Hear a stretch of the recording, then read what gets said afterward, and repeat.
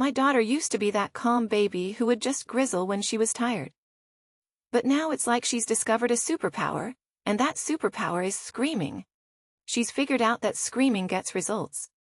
And can you blame her when words fail, actions speak? And boy, do they speak loudly. The good news is screaming like this is age-appropriate behavior, and it's a temporary phase. Our little ones are smart. They're always learning and always adapting. They've realized that although they don't have words yet, their actions, especially the loud ones, get our attention. The bad news is often our natural reaction makes it much worse and makes it go on for much longer than it needs to.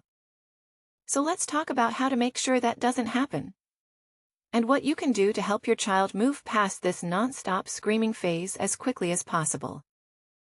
First, keep in mind that they're screaming to tell you they need or want something. It's the only way they can communicate with you, and it works. When your baby starts to scream or whine, your natural instinct is to rush over and give them whatever they want to make them stop. So the first simple change to make is to pause and try to understand what they're trying to communicate before you jump into action. Sometimes it's going to be obvious. Maybe they're eyeing the bottle intensely as they scream. But at other times you'll need to look for subtle cues, especially in younger babies. They might stare briefly at something, make a little sound or babble briefly, try to reach for an item or point to communicate to tell you that they want that particular thing. Now, when you understand what your baby wants or needs, simply say the word they're searching for while pairing it with a gesture. For instance, if your baby is screaming because they can't reach a ball, instead of instantly handing the ball to them, take a moment, point to the ball and say, "Do you want the ball?" Then as you hand it to them, say, "Here is the ball." Similarly, if your child is tearfully waiting at your feet before instantly picking them up, extend your hands and say, "Do you want to go up?" And as you lift them, reinforce this by saying up, up, up. By doing this, you're achieving two key things. First, you're teaching your baby the words they can use when they're developmentally ready to speak. Before your baby can form words, they need to recognize and remember them. And this comes from hearing those words over and over again over time. This familiarity with words helps to build their vocabulary, so that when they're ready to talk, they'll already know which words to use. For instance, if every time your baby reaches out for their teddy bear, you say teddy as you hand it to them, you're helping them to begin to associate that word teddy with that particular toy. And when they're ready to talk, they'll know exactly which word to say. To find out exactly how many words your child should be using between ages 1 to 4, along with what they should be able to comprehend at each stage, make sure you download my free communication milestone chart by simply clicking the link in the description below this video. The second thing you're teaching your baby is useful gestures. Actions like raising their arms when they want to be picked up, or pointing when they want a toy, provide them with a means to communicate before they can express themselves through words.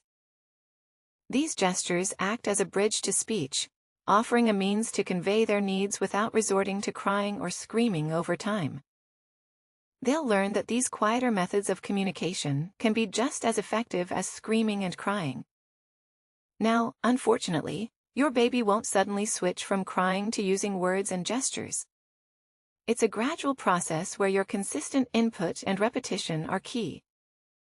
The more you use specific words paired with specific gestures, the quicker your baby will grasp the meaning behind these words and gestures, and begin to use them as well.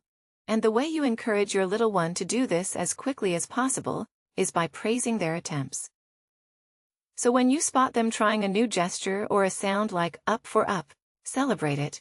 Respond by giving them the toy that they're hinting at, or doing what they want. This shows them that their efforts to communicate are working. They'll realize when I use this gesture or make this sound. Mommy and Daddy understand me. This understanding motivates them to communicate more with gestures and sounds, and gradually reduces their reliance on crying or screaming. So the next time you instinctively go to jump into action at your little one's first cries or screams, pause, work out what they're trying to communicate to you, and then say the word pairing it with a gesture, knowing that you're helping your little one develop essential language skills. And with time, this screaming will pass. Now, in addition to this strategy, there are 10 other simple stress-free techniques that you can start using with your baby to encourage them to talk. So make sure you watch this video next to find out exactly what these are, so you can start using them with your little one today.